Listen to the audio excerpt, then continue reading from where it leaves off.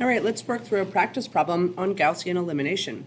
First thing I'm going to do is write my augmented matrix using first the coefficients of the linear system that they gave me, with the constant, of course, on the right side of the vertical line. Place in all of my data here. Okay, and now I'm going to decide what to do. First thing I need to do, I always like to start in the upper left-hand corner. I'm going to multiply this by -1/3 and replace row 1. So I like to write down what I'm doing. -1/3 row 1 replaces row 1. So again, I'm only acting on row 1 here. So -1/3 times -3 is 1. -1/3 times -2 is 2/3. -1/3 times 4 is -4/3.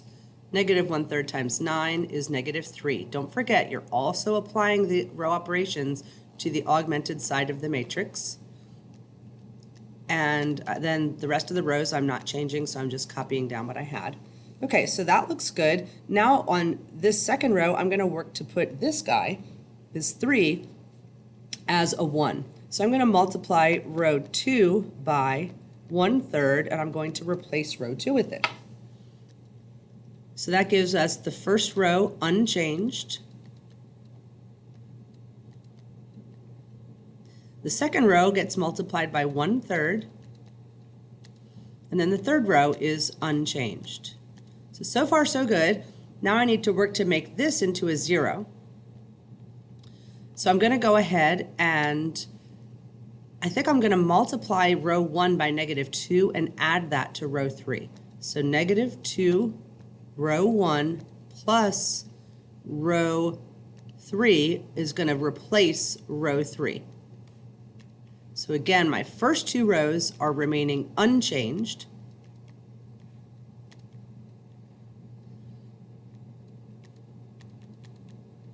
And then my last row, I'm taking the negation of 1, so -2 plus 2 is 0. Now -4/3 minus 4 will get me -16/3. So that's going to go in right here, -16/3. And then I have -2 times -8/3, which will be, -2 times -4/3, which will be +8/3.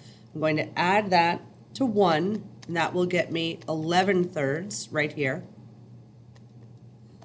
Let's see, 11/3. And then last, -2 times -3 is 6. Add 6 to 1, and we will get a 7 that we will put right here. So now what I want to do is make this entry into a 0. So I'm going to multiply row 2 by a positive 16/3. 16/3 times row 2. Add that to row 3 and place it in row 3. So since I'm only changing row 3, I can go ahead and rewrite what I have for rows 1 and 2. They will not change.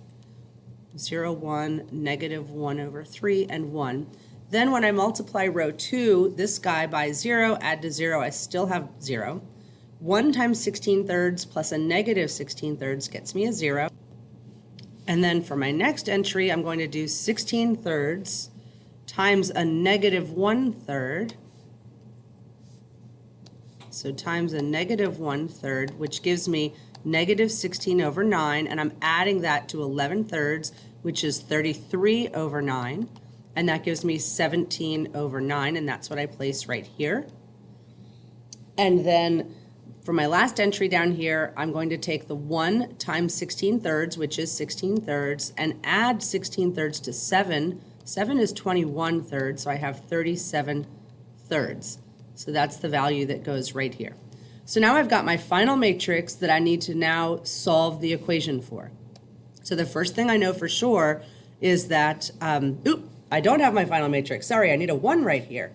So I need to multiply just row 3, multiply it by 9/17. So that's the reciprocal of 17/9, and I'm going to replace row 3. So again, my first two rows are going to remain unchanged. Put them in here. And then my next row, I have to multiply by the reciprocal of 17 over 9, so this guy goes to 1. And then 37 over thirds times 9 over 17.